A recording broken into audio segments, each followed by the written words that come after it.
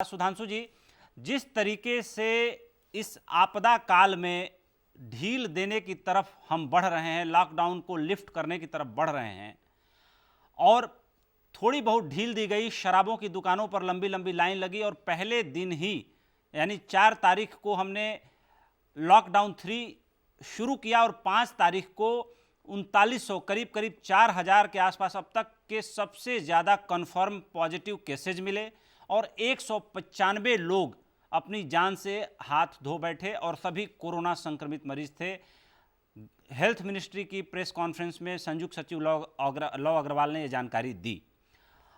आपको नहीं लगता कि फिर से एक नई गाइडलाइन को ड्रॉ करने की जरूरत यहां महसूस हो रही है, क्योंकि मजदूर तेजी से बड़ी संख्या में अपने गांव की तरफ पहुंच रहे हैं और लॉकडाउन से लोग उबे हुए हैं, इकॉनमी पूरे तरीके से टॉस पर है। ऐसी स्थिति में आपको क्या लगता है कि सरकार कैसे अपने को कंडक्ट करे, क्योंकि चुनौती बहुत ज्यादा है, दबाव बहुत ज्यादा है ऐसे माहौल में? देखिए, निश्चित रूप से चुनौती बहुत अधिक, इसमें कोई दो राय नहीं है, परंतु जो कल के दृश्य देखने को मिले वो और भी चिंताजनक और चुनौतीपूर्ण है। इसमें एक महत्वपूर्ण बात यह है कि एक मनोवैज्ञानिक कारण भी है और एक प्रशासनिक कारण भी। प्रशासनिक स्तर पर मैं कहना चाहूंगा कि राज्य सरकारों का दायित्व है कि जब जो लोग लॉकडाउन के अंतर्गत छूटें दी गई हैं तो उसको वो किस प्रकार से व्यवस्थित ढंग से, प्रशासनिक ढंग से उसको हैंडल करें।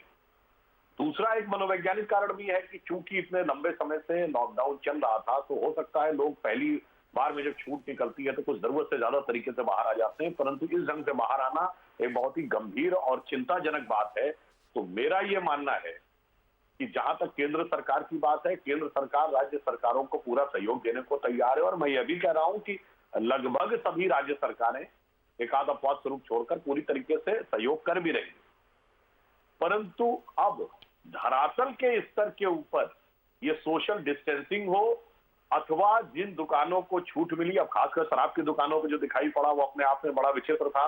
जो ट्रेनों में आने के लिए छूट है उसमें कौन आएगा कौन नहीं आएगा ये राज्य सरकारों को तय करना है।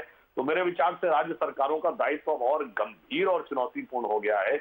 उन्हें इस बात के ऊपर और गंभीरता से ध्यान देना होगा और प्रशासनिक सख्ती करना और लोगों के साथ बेहतर संवाद बनाना, इसमें राज्य सरकारों की भूमिका अब पहले के मुकाबले अधिक महत्वपूर्ण है। जब तक टोटल लॉकडाउन था तब तक केंद्र सरकार का रोल अधिक महत्वपूर्ण था, अब मुझे लगता है राज्य सरकारों का रोल अधिक महत्वपूर्ण। सुधांशु जी, बहुत अच्छी बात कही। चुनौतियां यहीं नहीं रुक रही हैं, राज्य सरकारों की चुनौतियां तो बढ़ी हैं और आगे भी और बढ़ने वाली हैं, लेकिन केंद्र सरकार की जो के सामने जो चुनौतियां हैं वो इससे ज़्यादा गंभीर हैं। क्योंकि आज आपने देखा होगा कि अभिजीत बनर्जी से राहुल गांधी ने संवाद किया और अभिजीत बनर्जी जाने माने नोबेल लॉरिएट हैं और उन्होंने बहुत अच्छा काम किया है अर्थशास्त्र के क्षेत्र में, दुनिया ने उनके काम को सराहा है। उन्होंने ये कहा है कि लोगों के पॉकेट तक कैश जल्दी से जल्दी पहुंचाना जरूरी है, इससे पहले कि हमारी इकॉनमी कोलैप्स न कर जाए, क्योंकि अगर लोगों के पॉकेट में पैसा नहीं होगा और डिमांड अगर जनरेट नहीं होगी, परचेजिंग पावर अगर हमारे पास से शून्य हो जाएगी तो हमारी इकॉनमी ऐसे ही खत्म हो जाएगी, क्योंकि सप्लाई के लिए फिर कोई स्कोप ही नहीं रहेगा। और हमारी तो यूनिकनेस यही है हमारी अर्थव्यवस्था की कि हम सबसे बड़े कंज्यूमर हैं, हमारे पास परचेजिंग पावर है, यही हमारी बार्गेनिंग पोटेंशियल है पूरी दुनिया के सामने और हम दुनिया की तमाम कंपनियों को अपने इसी दम पर अट्रैक्ट करके ले आते हैं। ऐसी स्थिति में आप हमारे दर्शकों को बताइए कि केंद्र सरकार क्या कुछ रणनीतियां बनाने की दिशा में अभी काम कर पा रही है, क्योंकि जितना हाय तौबा मच रहा है उसके हिसाब से जो लोगों का रिएक्शन स्वाभाविक निकल के सामने आ रहा है कि अब लॉकडाउन जरूर है, लेकिन कोरोना के साथ जीते हुए इकोनॉमिक एक्टिविटी को खोल दिया जाना चाहिए। इसके कहने के पीछे मेरा आधार यह है कि दिल्ली के मुख्यमंत्री अरविंद केजरीवाल जी ने ऐसा कहा, इन्फोसिस के चेयरमैन नारायण मूर्ति जी ने कहा कि कोरोना से तो मुझे नहीं लगता उतने लोग मरेंगे, लेकिन अगर ये स्थिति रही तो भूखमरी से ज़्यादा लोग मर जाएंगे। कुछ इसी तरह का मत और भी उद्योगपतियों ने दिया है और भी जो थिंक टैंक्स हैं उन्होंने दिया है। इस बीच में आपको क्या लगता है कि केंद्र सरकार के सामने क्या विकल्प बचते हैं, क्योंकि केंद्र सरकार भी परेशान है इस पूरी स्थिति को लेकर? देखिए उपेंद्र जी, जो बात बनर्जी जी ने कही जी, तो प्रधानमंत्री जी तो लॉकडाउन 2 के समय ये बात कह चुके थे कि जान भी और जहान भी। बिल्कुल, क्योंकि यह सत्य है कि जान बचाना सर्वप्रथम आवश्यकता है। जी। उसके लिए सरकार ने इतना लंबा लॉकडाउन किया और अब मेरा मानना है कि लोग भी मानसिक रूप से इस बात के लिए तैयार हो गए हैं और व्यवस्थाओं को भी अब उन्हें समझ लेना चाहिए कि किस ढंग से उनको इस परिस्थिति में रहना है। परंतु यह भी एक सत्य है कि यदि आप एक सीमा से ज्यादा हमने एक आर्थिक गतिविधियों को पूर्णतः बंद रखा तो अब निगेटिव में ग्रोथ रेट पहुंच जाएगी बिल्कुल। और उसके बाद दूसरे प्रकार की समस्याएं आ सकती हैं और वो बड़ी दीर्घकालिक हो सकती है। इसलिए आप देखिए सरकार ने क्रमशः इन चीजों को आगे बढ़ाया। पिछले 20 अप्रैल से उन्होंने कुछ चीजों में छूट दी, जैसे खेतों में फसल खड़ी हुई तो फसल की कटाई के लिए, फिर कटी हुई फसल को मंडियों तक पहुंचाने के लिए मंडियां ऑपरेटिव की गई और खाद्यान्नों के परिवहन की व्यवस्था की गई। इसके बाद अब एक कुछ और उद्योगों में इस तरह की शुरुआत की गई है। तो मानी हुई बात तो यह है कि जब तक कोरोना का वैक्सीन नहीं निकलता, अब इसमें कितने महीने लगेंगे आप कह नहीं सकते। बहुत जल्दी भी हुआ तो इस साल के अंत से पहले नहीं हो पाएगा।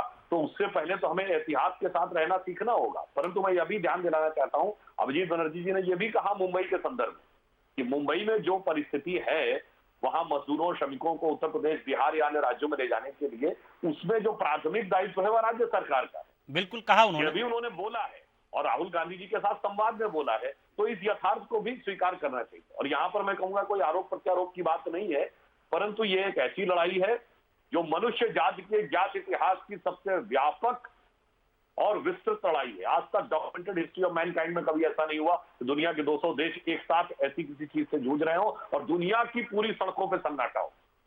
तो इसलिए हमें कम से कम अपने देश में एकजुट होकर इससे लड़ना होगा। और भारत की और भी चुनौतियां हैं उपेंद्र जी।